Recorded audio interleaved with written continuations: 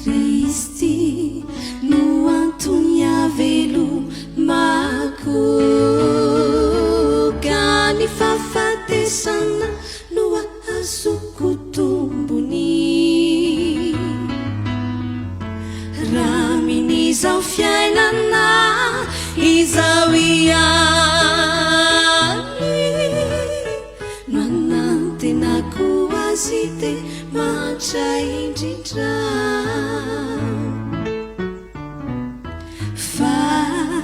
Kristi no antony avelomako ka ny fahafatesana no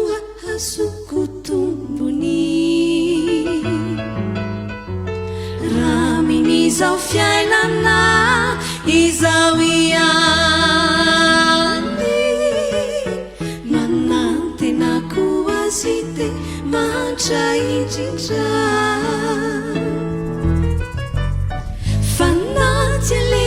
Nazani no foko siny foko de mbola vatolampiny ifoko sy antsarako mandrakisa ianao andriama anitro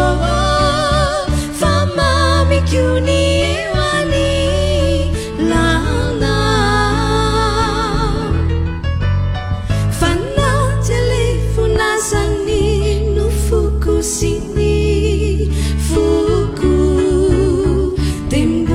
vatolampiny ifoko sy